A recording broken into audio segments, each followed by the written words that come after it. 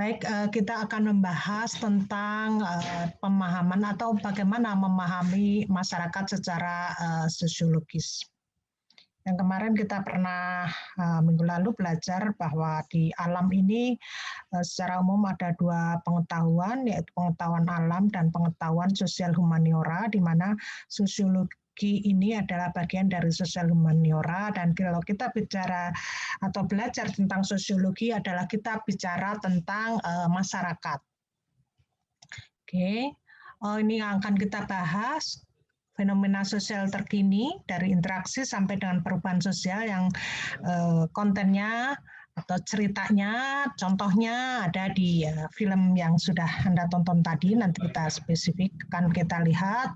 Kemudian pembahasan tentang konsep sosiologi dalam memahami masyarakat, dan yang ketiga adalah penelitian dan penerapan sosiologi. Yang ketiga ini sangat terkait dengan nanti yang akan Anda lakukan sebagai tugas akhir. Bagaimana melakukan penelitian sosiologi atau penelitian sosial. Oke, kita mulai dengan fenomena sosial terkini dari interaksi sampai dengan perubahan sosial. Nah, kalau kita bicara tentang fenomena sosial yang terkini adalah yang nyata betul yang kita rasakan adalah bagaimana pandemi COVID-19 itu mempengaruhi masyarakat. Salah satunya adalah yang Anda lihat tadi, kaitannya dengan nilai-nilai pemahaman mereka tentang agama, kemudian bagaimana pengaruhnya terhadap ekonomi, dan seterusnya. Jadi fenomena yang ada adalah fenomena pandemi, begitu ya, mempengaruhi masyarakat. Oke, sebagai pengantar ya. Jadi kalau dari Charun tahun 1980, dikatakan sosiologi berupaya memahami keadaan sosial manusia dengan memusatkan perhatian pada masyarakat. Artinya masyarakat adalah kumpulan individu-individu dengan batasan-batasan tertentu. Kemudian mempelajari organisasi sosial. Organisasi sosial itu mulai yang kecil sampai yang besar. Yang besar itu sampai negara, begitu. Kemudian kelembagaan, bicara bagaimana aturan-aturan yang berlaku, baik aturan adat sampai pada aturan hukum, yang nanti juga spesifik akan dibahas pada sesi berikutnya. Kemudian juga di dalam sosiologi menurut Kak Charun di situ ada konsep interaksi. Di situ ada misalnya orang yang semakin akrab atau malah masyarakat yang semakin terpecah, konflik, interaksi, dan tentu saja bicara tentang masalah-masalah sosial. Jadi itu konsep-konsep yang dipelajari di dalam sosiologi menurut nggak tahu nih bacanya Charun apa Karun ya. Tapi yang jelas bukan karun, harta karun. Nah, gagasan utama dalam sosiologi adalah bahwa manusia itu adalah makhluk sosial, bahwa umat manusia itu sosial, artinya dia tidak bisa hidup sendiri, pasti dia hidup dan bergantung kepada orang lain. Di dalam hal itu, maka terjadilah di situ interaksi dan perkembangannya, maka terjadilah organisasi sosial dan masyarakat.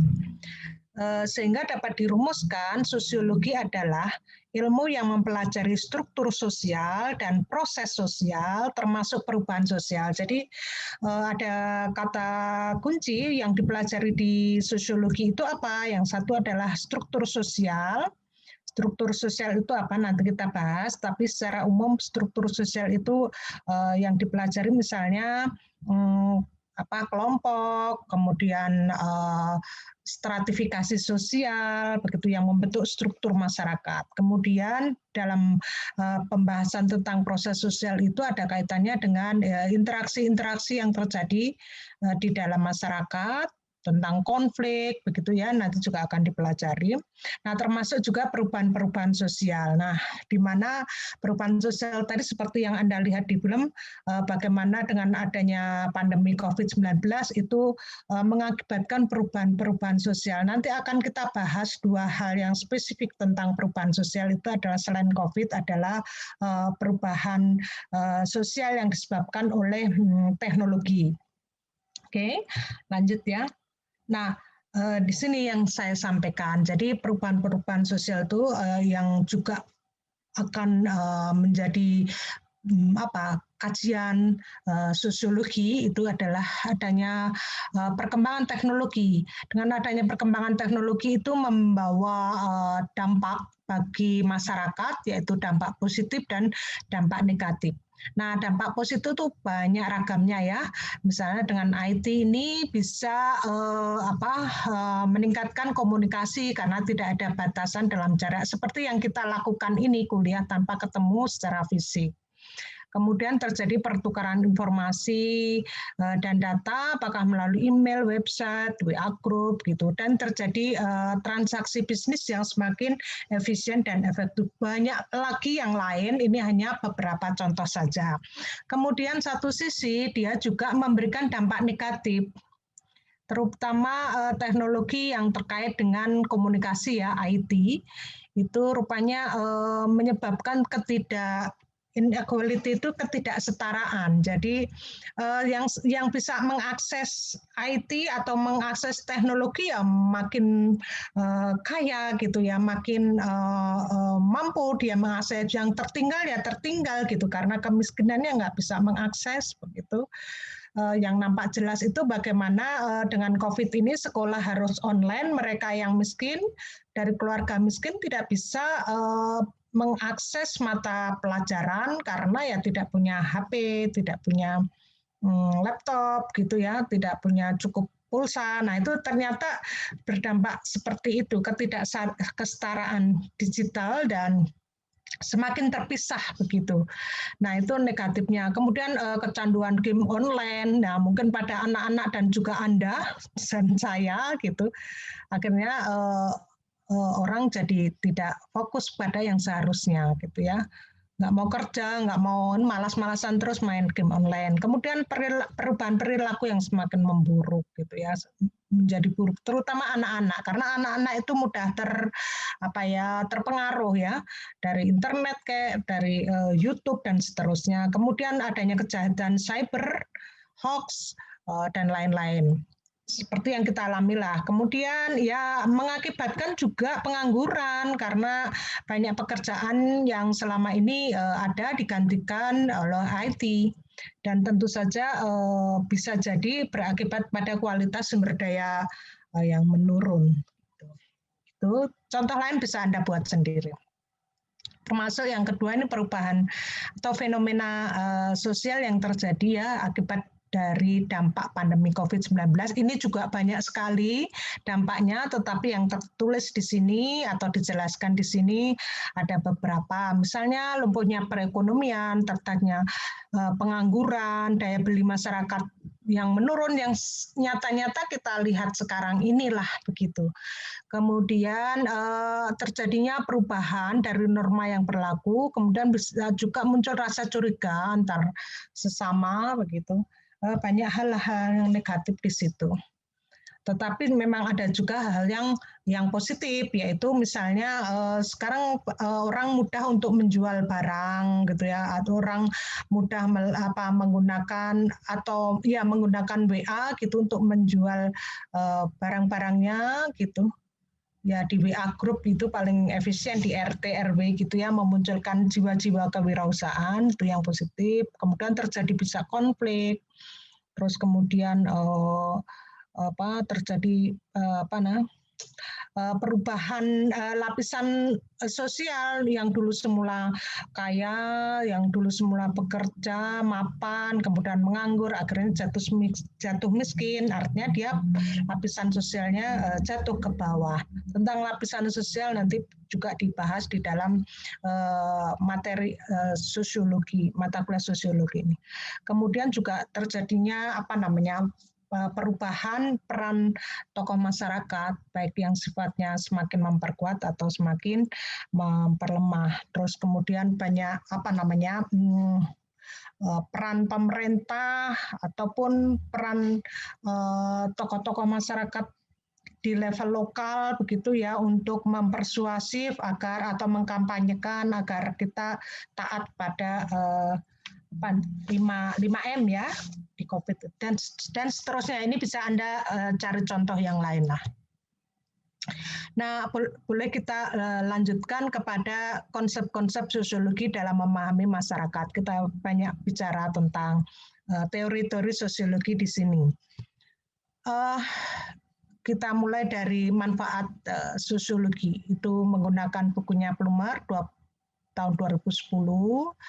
Jadi perhatian sosiologi katanya itu terkait dengan munculnya isu-isu besar, yaitu seperti pemberontakan, peperangan, revolusi politik, transformasi sosial, termasuk yang apa namanya, taruhlah misalnya isu-isu terorisme, isu-isu globalisasi, isu-isu perang dingin dan seterusnya lah.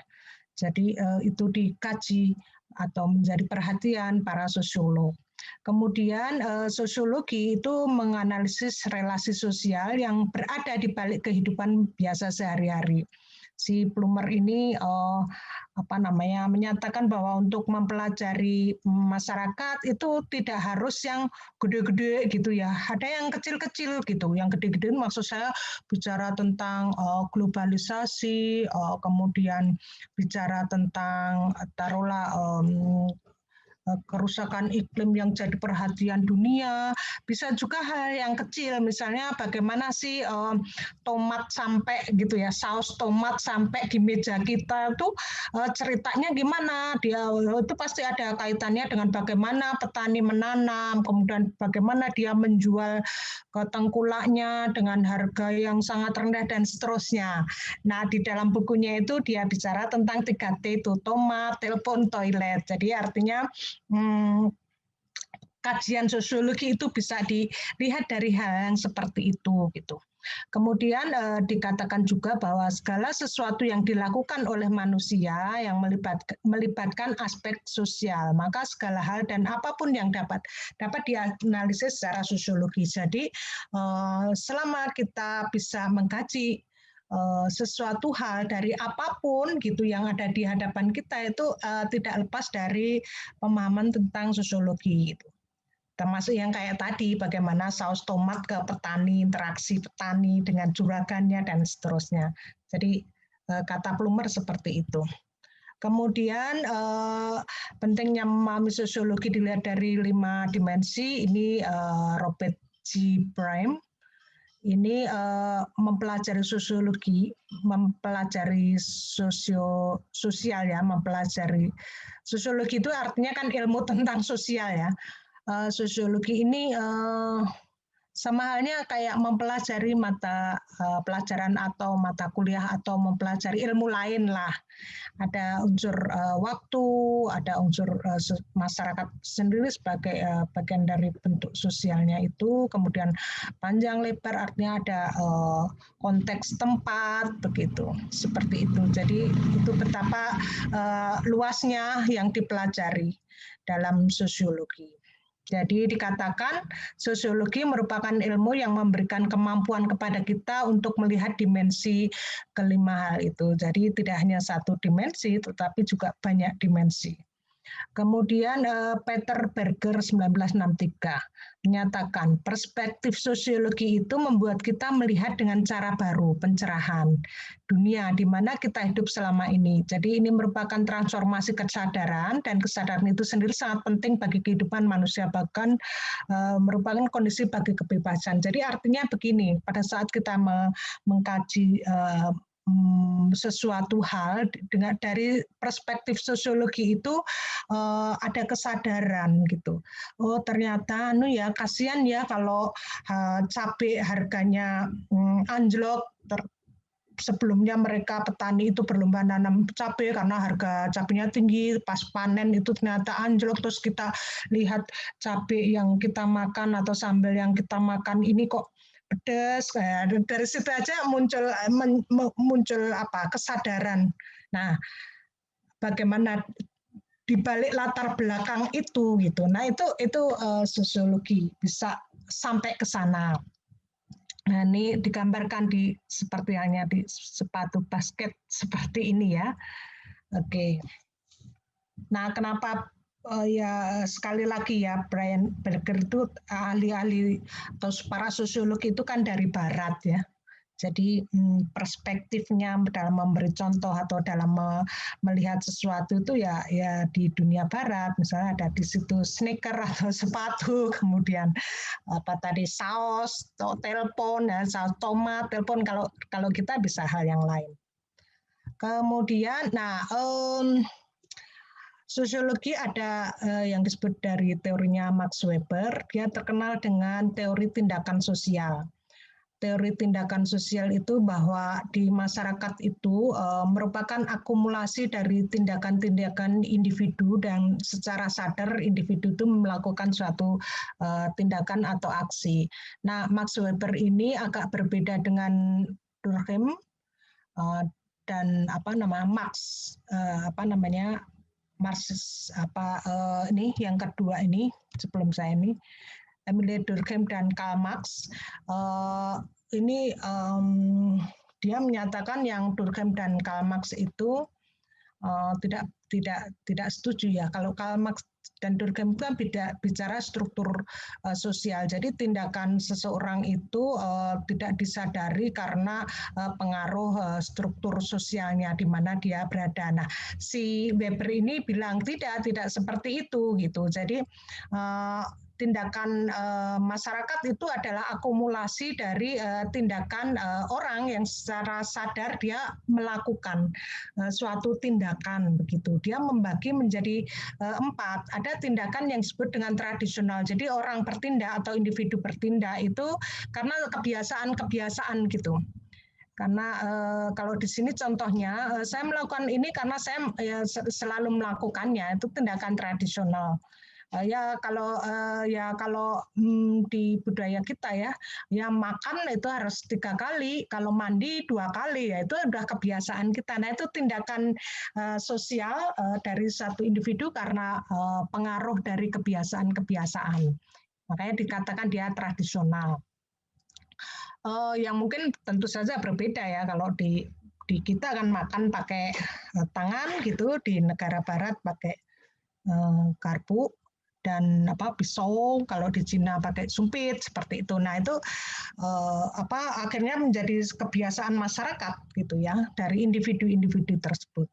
Kemudian ada yang sifatnya tindakan afektif. Jadi tindakan afektif itu kaitannya dengan dia bertindak karena keinginan, kemauan gitu, suka tidak suka gitu, boleh tidak dilakukan gitu. Seperti itu. Kemudian ada yang tindakan rasional berorientasi nilai. Artinya dia akan melakukan sesuatu tindakan gitu ya, karena memang sudah memperhitungkan untung ruginya gitu. Seperti itu. Kemudian tindakan seseorang gitu yang nanti akan terakumulasi sebagai tindakan masyarakat itu berupa tindakan rasional berorientasi instrumental. Ini maksudnya adalah suatu tindakan yang bertujuan meraih sesuatu dengan cara menggunakan strategi atau cara-cara yang terbaik gitu.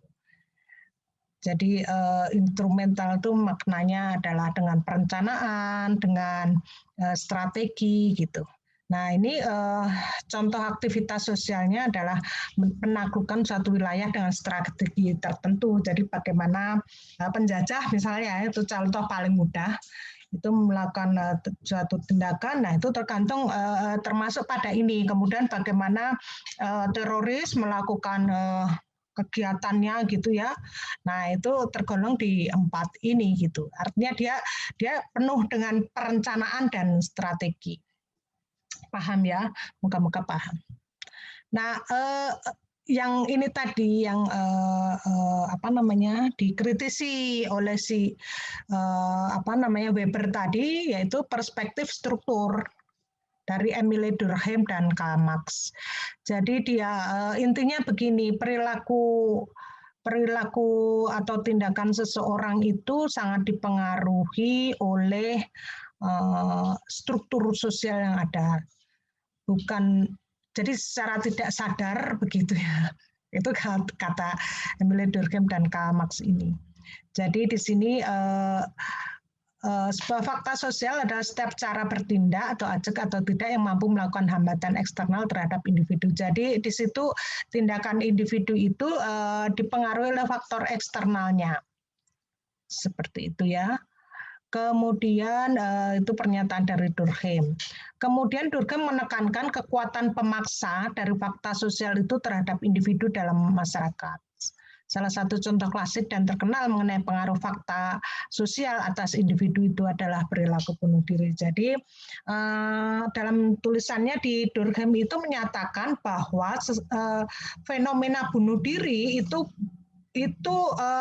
disebabkan karena kemiskinan, karena memang faktor luar lah yang memaksa dirinya untuk melakukan tindakan ini. Itu terkenal dari Durkheim. Jadi faktor eksternalnya itu yang cenderung memaksa sehingga mempengaruhi tindakan individu untuk melakukan sesuatu hal. Nah ini agak berbeda dengan yang Weber tadi. Kalau Weber itu dia melakukan sesuatu tuh tindakan individu itu karena memang disadari dan karena keinginan dia, bukan faktor pemaksa dari luar begitu. Seperti itu. Kemudian Karl Marx ini juga perspektifnya struktural, terus dia bilang bahwa ada kelas-kelas buruh dan kelas-kelas borjuis begitu ya, yang dimana kelas buruh ini akan memperjuangkan dirinya itu karena dia ada di dalam kelas tersebut gitu, dan kelas borjuis atau kelas kapitalis akan memperjuangkan dirinya karena ada di dalam kelompok tersebut, sehingga di situ kan terjadi konflik atau pertentangan. Tapi tindakan orang di tindakan atau aksi sosial individu itu karena dia berada di dalam kelompok. Jadi kelompoknya memang kelompok untuk selalu memperjuangkan dirinya dalam kelompok, maka tergolong pada perspektif struktural gitu. Jadi faktor eksternal. Itu nampak ya, kalau misalnya gini aja di luar konteks ini, seorang buruh kalau ketemu secara personal orangnya baik gitu ya, tidak frontal, tidak garang, lemah lembut gitu. Tapi pada saat dia berjuang mewakili kelompoknya atau menjadi bagian dari kelompok, nah dia menjadi lebih garang, lebih bicaranya lebih kuat dan seterusnya. Nah itu struktural perspektifnya. Oke. Kemudian ada konsep solidaritas sosial. Ini Emile Durkheim, itu solidaritas sosial itu secara umum orang memiliki solidaritas dengan sesamanya, sifatnya adalah mekanik dan organik. Mekanik ini contohnya kalau seseorang melakukan ini yang lain juga gitu ya. Kemudian ketergantungan antar individu dalam masyarakat itu sangat kuat. Kalau organik, bayangkan saja organik itu gini, di tubuh kita, kalau tangannya bergerak, kepalanya belum tentu bergerak gitu. Jadi masing-masing di dalam individu itu ada perbedaan peran, fungsi, gitu, ada pembagian kerja, dan ini perbedaan-perbedaan ini yang menunjukkan adanya keorganikan. Jadi solidaritas organik itu tidak selalu nanti satu bidang gitu melakukan sesuatu hal, yang lain harus melakukan hal yang sama gitu, tidak ya, sifatnya solidaritas organik. Paling gampang contohnya solidaritas mekanik itu di pedesaan atau di masyarakat yang masih tradisional. Kalau solidaritas organik itu pada masyarakat perkotaan, jadi bisa berani tampil beda gitu, itu solidaritas organik. Kalau mekanik itu ya sama semua. Oke, itu konsepnya dari Durkheim. Kemudian berikutnya kita menganjak kepada penelitian dan penerapan sosiologi. Jadi untuk menganalisis fenomena sosial, maka bisa dilakukan dengan cara penelitian. Ada dua pendekatan, secara kuantitatif dan secara kualitatif. Secara kuantitatif itu dicirikan data yang ada berupa angka-angka, menggunakan statistik untuk mengumpulkan data tersebut. Sedangkan kualitatif itu tidak berupa angka, tetapi datanya itu berupa ungkapan, pernyataan dari informan, dari responden, begitu. Nah, untuk di KPM S1 skripsi itu ditekankan pada pendekatan kuantitatif ya. Kemudian pendekatan kuantitatif itu dilakukan dengan cara sensus ataupun survei. Maksudnya begini, untuk mendapatkan data tentang misalnya bagaimana sih kondisi masyarakat di sini, kita bawa kuesioner. Di dalam kuesioner itu ada pertanyaan-pertanyaan misalnya tentang variabel atau perubahan untuk melihat kondisi kehidupan masyarakat. Berapa sih jumlah jumlah penduduk berdasarkan tingkat pendidikannya. Dan nanti akan dapat kesimpulan bahwa rata-rata rendah. Berarti kesejahteraannya rendah kalau dilihat pendidikan. Bagaimana kondisi kesehatan dan seterusnya, itu dalam bentuk angka-angka untuk mendapatkan itu. Sedangkan kalau kualitatif itu mengumpulkan datanya tidak dengan survei ataupun dengan sensus, yang cirinya adalah bicara tentang populasi dan sampel, kemudian bawa kuesioner, tidak, tetapi dengan wawancara mendalam, kemudian dengan FGD atau focus group discussion, kemudian pengamatan atau observasi. Nah, tentang teknik-teknik ini nanti untuk yang mahasiswa KPM akan dipelajari di semester-semester akhir.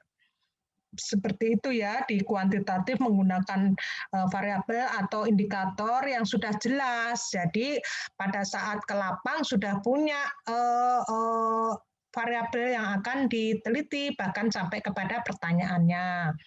Tetapi kalau kualitatif itu kita belum punya variabel apa yang nanti akhirnya akan kita uji, begitu. Tapi cukuplah kita datang ke sana, kemudian melakukan wawancara, dicatat dalam bentuk catatan harian. Dari catatan harian itu baru kita memperoleh data atau sejenis variabel ya, walaupun tidak dikatakan variabel, tapi hal-hal yang bisa konsep-konsep dasar yang bisa kita gali, begitu. Kita data dari catatan harian itu kita reduksi dan kita interpretasikan. Yang lain adalah kalau pendekatan kuantitatif ini bersifat deduktif. Jadi kita cari referensi, daftar pustaka ya, referensi teori-teori, kemudian kita turunkan jadi variabel, kemudian dari variabel itu kita buat kuesioner, pertanyaan-pertanyaan gitu. Tetapi kalau di kualitatif itu induktif. Induktif itu dimulai dari bawah atau dari data yang di lapang, baru nanti kita simpulkan, begitu ya. Di sini hasil analisis data kualitatif itu tidak dapat ditarik menjadi, tidak selalu dapat ditarik menjadi kesimpulan umum, karena memang kalau kualitatif kita tidak selalu membuat hipotesis atau dugaan-dugaan. Kira-kira begini ini akan mengakibatkan begini, itu contoh hipotesis. Itu kuantitatif. Kalau kualitatif kita belum dapat gitu. Karena kita sendiri juga tidak tahu variabel apa yang akan kita cari. Justru kita akan mencari hal-hal apa yang secara umum kemudian baru kita dapatkan gitu, variabel atau konsep-konsep itu gitu. Setelah dari lapang. Kalau kuantitatif kan sudah kita tentukan dulu sebelum ke lapang gitu. Itu sih. Nah, ini berikutnya kita bicara tentang pemetaan sosial dan komunitas untuk pemberdayaan dan pengembangan masyarakat sebagai suatu penerapan sosiologi. Jadi setelah kita paham tentang sosiologi gitu ya, maka gimana sih menerapkannya? Kalau secara teori oke, kemudian bagaimana menerapkannya? Salah satunya adalah dengan kegiatan pemberdayaan masyarakat, pemberdayaan dan pengembangan masyarakat. Eh, eh, yang bisa diaplikasikan misalnya kegiatan pada level perusahaan atau badan usaha itu dengan CSR, kemudian kita bisa melakukan tindakan aksi sosial ya, misalnya dengan kegiatan apa namanya seperti Anda KKN begitu ya, level mahasiswa itu bisa itu bagian dari penerapan penerapan sosiologi atau ilmu sosial. Kemudian kalau di pemerintah itu ada PNPM, banyak sekali contoh-contohnya. Ini hanya sebagian kecil saja. Kemudian di masyarakat kegiatan-kegiatan mandiri, misalnya di kelompok tani ada kegiatan-kegiatan yang menggerakkan para petani begitu. Nah itu contohnya. Nah Anda sebagai mahasiswa KPM atau yang mempelajari sosiologi nanti teknisnya seperti apa? Anda akan melakukan kegiatan pemetaan sosial dan komunitas. Nah, caranya gimana? Dipelajari nanti di mata kuliah selanjutnya. Itu misalnya dengan ya melakukan kegiatan analisis sosiologi terlebih dahulu, kemudian informational retrieval, ini dilakukan pemetaan sosial dan pada akhirnya melakukan pemberdayaan dan pengembangan masyarakat. Secara nyata yang akan dilakukan oleh mahasiswa yaitu ya KKN itu penerapan sosiologi. Nah untuk mahasiswa KPM biasanya dia banyak bertugas gitu ya. Kalau KKN-nya masih offline ya dulu ya, itu bagian mengorganisir tim, kemudian melakukan pemetaan sosial sebelum program-program yang dari mahasiswa lain gitu, misalnya apakah mahasiswa perikanan, mahasiswa gizi atau mahasiswa yang lain ya melakukan kegiatan pemberdayaan masyarakat. Anda melakukan pemetaan dulu, pemetaan sosial, kondisi masyarakat seperti apa, kebutuhannya apa, masalahnya apa dan seterusnya. Itu gampangnya seperti itu. Itu saja sih dari saya.